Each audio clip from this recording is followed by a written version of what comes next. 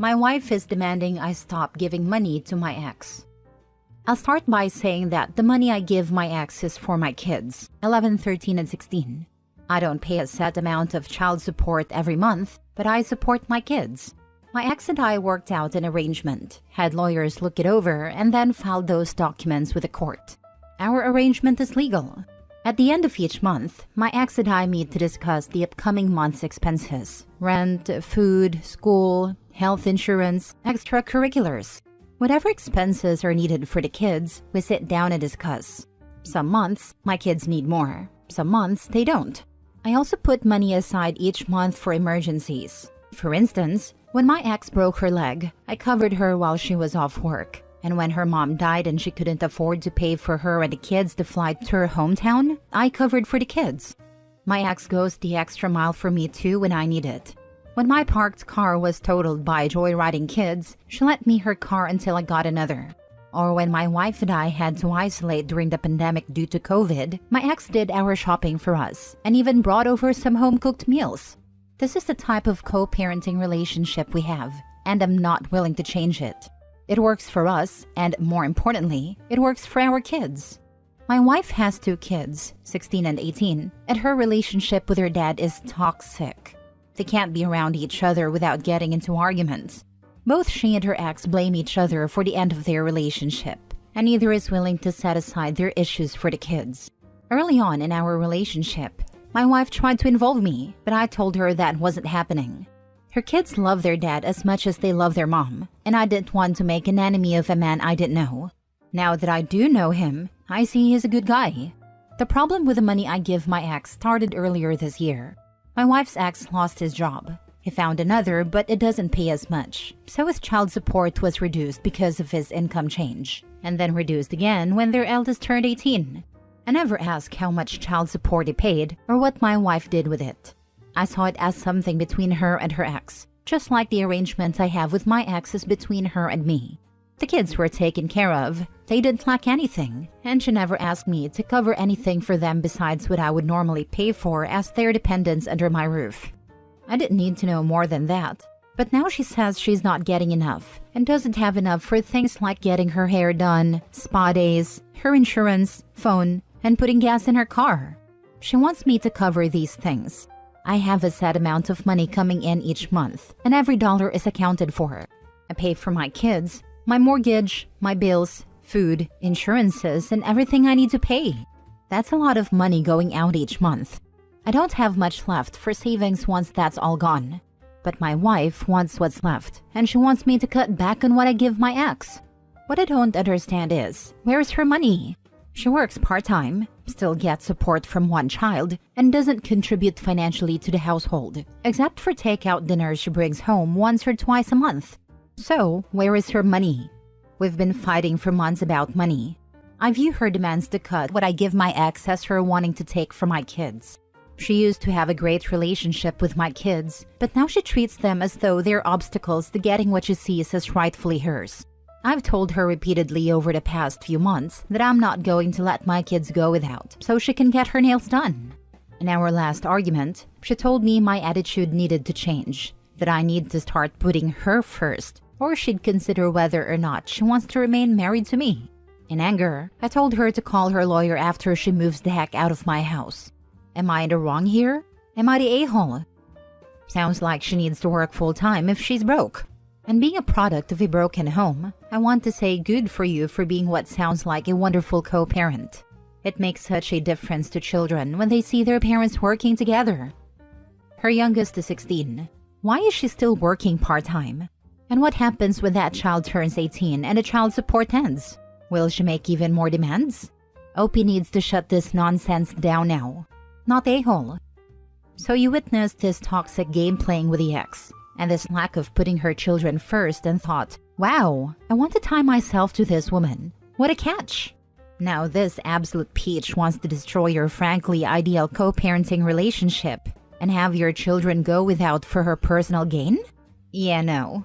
You're the a-hole for marrying this example of poor decisions, but not the a-hole for being unwilling to cave other demands. I'm imagining how unpleasant your children's experiences with her and how it never had to be that way. Get the damn divorce and be more selective about who your children are forced into relationships with. Next story. Am I the a-hole for calling my girlfriend childish and telling her to leave after she intentionally destroyed a gift that I got from my little sister? My girlfriend Megan and I live together. She had a fight with her parents and asked if we could move in together, so we did. Not too long ago, I had to take my little sister in. I can't disclose much except to say that I was her only option. When Megan and I discussed my sister moving in, Megan didn't like the idea. She mentioned that I was too young to take on such a responsibility, questioned what would happen when we eventually have our own kids, and noted that our place was too small. However, she didn't outright say she had a major issue with it. I obviously couldn't turn my back on my sister, so I went ahead with it despite Megan's reservations. Although my sister has always been friendly to Megan from the moment they met, Megan remains indifferent, which sucks because my sister really admires her and enjoys talking to her. I just thought maybe they don't connect because of my sister's age. A month ago, I bought my sister a Nintendo Switch since she's always wanted one and all her friends have one. I felt she deserved it because she does well in school, helps with chores, and is generally well behaved. She loved it and has been taking good care of it. Megan wasn't happy when I bought it. She actually sulked. Megan would borrow the Switch incessantly, and my sister never said no, maybe because she felt pressured. But Megan would use it so much that it felt like it belonged to her. My sister never complained. She would just patiently wait for her turn. Sometimes Megan would use it even when my sister was at school, saying she gets bored when I'm at work. All this made me uncomfortable, so I asked Megan to please cut back on using the Switch, as it was a gift from my sister. Megan agreed, but was clearly upset and gave us the silent treatment for the rest of the night. Last week, when I came back from picking up my sister from school after work, we found her Switch broken. And that's putting it lightly. It looked deliberately smashed. My sister was devastated. When I asked Megan what had happened, she told us she accidentally dropped it, but it was obvious she was lying. When I pointed out her behavior and the times she seemed to have an issue with my sister, she got annoyed and told me everything was fine until my sister moved in. I called her childish and asked her to please pack her bags and go back to her parents' house because I needed space and time to think. This only made her more annoyed, but she eventually left. Last night, her best friend texted me to tell me that I was an a-hole for kicking Megan out, especially knowing how rocky her relationship with her parents is. Does this make me an a-hole? Not the a-hole. She sounds vindictive. You deserve better. She is, and to think I thought we had a future together. She should pay to replace the Switch. She is unemployed. I'm the one who is paying rent, bills, and everything else. Not the a-hole. She isn't your wife. She does not get a say in your decision to take your sister in. And she is quite frankly a despicable person for bullying and intentionally hurting an 11-year-old who looks up to her. On top of that, she sounds like a terrible partner too. You work and let her live rent-free, and she does nothing all day but play on a Switch and bully your sister? And look at that. The first time you stand up to her BS and she already ran to her friend vilifying you. Dump her like radioactive waste and tell her friend to eat glass. If she cares so much, she can take on the insufferable burden that is your ex. I spoke to her beforehand to let her know so as to not take her by surprise. I was really taken back by her reservations, but decided to give her the benefit of the doubt. Not everyone welcomes change easily, and she is an only child who doesn't understand what it's like to have siblings. But I see now that she is not a very nice person, because who would have an issue with an 11-year-old that looks up to you and is just happy to be in a stable environment? And to go as far as destroying something that she cherished and then lying about it. She just seems unstable, and I don't want her around my sister anymore. She wouldn't survive living with her friend. She always trash talks her, shaking my head. Last story. Am I the a-hole for being happy that karma is getting my ex-husband tenfold? I'm 31 female and my ex-husband is 33 male. We were married for 7 years. I was naive back then and didn't know who I was marrying. So in part, it feels like my fault for not being more vigilant or walking away much sooner.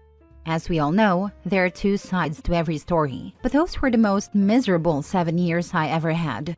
Between his drinking, poor financial habits, and his constant disregard for me and our inability to communicate, I was not having a good time. There were days I'd have full mental breakdowns, and he would mock me or try to diminish who I was as a person during those episodes. He thought very highly of himself, to the point that many people who know him believe he's an actual narcissist. If you've ever dated or been married to one, then you know the emotional warfare they put you through. He would make me second-guess myself in arguments or daily conversations that I started to believe my memory was glitching. Whenever I tried to discuss him not drinking, he'd give me ultimatums about how much he should be allowed to drink, or he'd tell me I could leave if I didn't like it. I could never discuss finances with him because it always led to a big fight. Eventually, I stopped bringing it up, but we would still be in constant financial crisis month to month, even though we both had decent-paying jobs. I go out to pay for groceries he knew I was getting, check our bank account in the morning, and then by the time I'd get to the store, my card would decline. Every week, our account would be negative by hundreds. It got so bad he took out loans without my knowledge, opened credit cards, and financed things without communicating with me. Between his drinking, vaping, buying takeout instead of eating leftovers or packed lunches, loans, financing, and credit cards, we never had money. He was very verbally abusive too, and used various tactics to wear me down. From talking to me like a child when I was upset, to pushing me into a corner even when I asked to take a break from the conversation, to blowing up or acting tactfully calm to push me to my limit until I exploded. It was exhausting trying to talk to him about anything because I never knew how he would react. Don't get me started about sex. He was not nice or loving person when it came to intimacy. He was very coercive and pushy for years, despite me telling him multiple times that I struggled with intimacy due to traumatic experiences as a child and teen. The more he pressured or guilted me, the harder it was for me to feel any desire. I started feeling like something was wrong with me. When I was alone, I'd cry and ask myself why I couldn't be like other women. I was attracted to him, but it was challenging for me. He would take it personally and say things like, "Husbands and wives need to be intimate, or it's not going to work out." There was hardly ever any foreplay or warm-up for me. Sometimes I just let him do what he wanted so I could be left alone afterward. It never felt loving or comfortable. He would berate me for seeking advice from friends or family. It ticked him off to no end when I reached out to people who cared about me, accusing me of talking trash about him. Always playing the victim, or running off to tell everyone our business because that's what you do best. In his eyes, I couldn't talk to anyone about our business except him, or I was defying him or making him look bad. Eventually, it came to our 7-year mark where I asked for some time apart. He had stopped trying at his job and had fallen into a depression. He wanted me to support him, but he was worse than ever, and I didn't know how to keep supporting that. I wanted out. When I approached him about a separation, he was sad but supportive at first. Then one morning, he completely flipped out on me as we were getting ready for work and demanded a divorce instead. He didn't want to try to reconcile or even consider getting back together after some time had passed. He said he didn't trust me, accusing me of wanting the separation so I could go to sleep with whoever I wanted and then come back when I was done. It couldn't have been further from the truth, but he constantly accused me of cheating. I, of course, cried and had to go to work like that, sharing our one vehicle that I paid for because he had destroyed our second car. So I endured an uncomfortable, emotional 40-minute ride to work with him, trying to keep my emotions in check for the day. It wasn't fun, but like with everything else, I kept going. In the weeks leading up to my moving out, I paid all the last month's bills in our home so he wouldn't have to. It was a nightmare. He would go from regretting me leaving to threatening me, cussing me out late at night over the phone, to being calm and forgiving again. Soon he revealed that he had slept with a coworker he was friends with while we were still married. I'd already been concerned about how close they had become over the last 3 years, with him confiding in her about our marriage and constantly defending and supporting her. I wasn't surprised, but I was still angry when he used it to rub my nose in it. Mind you, our divorce hasn't been finalized, and I had only moved out a few weeks earlier, leaving him with almost everything except my car. This relationship didn't work out. Shocking, I know. which led him to try coming back months later. When I denied him and made it clear it was over, he freaked out. He stalked my house, threatened me, harassed my family, and eventually I had to call the police on him. Since then, he got a better job, bought his own car, and planned to move out of our old house. He rubbed his new job in my face and told me he'd be fine without me. Recently, I heard he got his car repossessed, was evicted from our old house before he could move, lost his fancy job, and now lives with a roommate somewhere I don't know. On top of that, Aaron's, a furniture financing store, called me because somehow I'm still listed as one of his contacts. They were trying to reach him before taking him to court for theft because he hadn't paid a cent and moved without informing them. After all he put me through, I laughed myself silly. But a small part of my conscience still feels bad for him because he was someone I loved and spent many years with. Though in the end, he did me the biggest favor I could ever ask for by telling me he wanted that divorce. Thank God.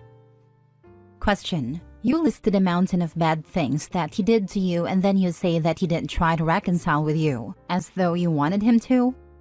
Back then I did, but since being without him and going to therapy, I strongly recognize how unhealthy that was for me. Fully leaving an abusive relationship can be extremely hard when you feel weird attachments to the person. You're not the a-hole for feeling relief and even joy at his misfortunes. After enduring so much emotional turmoil, it's natural to feel that karma is finally catching up with him. You deserve to celebrate your freedom and the closure that comes with it. Your happiness is valid. Honestly, if joy were a crime, you'd be serving life without parole right now after all that emotional roller coaster. You deserve to ride this wave of happiness like it's the last ride of an amusement park OP. You didn't love him, you loved who he fooled you into believing he was. He was never that loving person. It was a mask, and after he had you, he took off the mask. What he did was deliberate and calculated, for his amusement and gain. Stop feeling any guilt, please. Not the a-hole. This is a good point. I definitely felt tricked for a long time and found myself arguing with him in terms of who he was when we first met, versus who he became shortly after getting married. It was always the way he truly was, and I couldn't see it. Small edit/update. I have since gotten an incredible job, a new car, and I live on my own. For years, he made me feel like I could never do it, that I wouldn't be able to stand on my own 2 feet without him or ever be independent. I was wrong to believe him back then, and he was wrong to underestimate me. I did not expect so much positive outreach, so thank you for that, everyone. It has been a roller coaster and a journey for me, but having so much support is such a beautiful thing. Thank you again a million times over.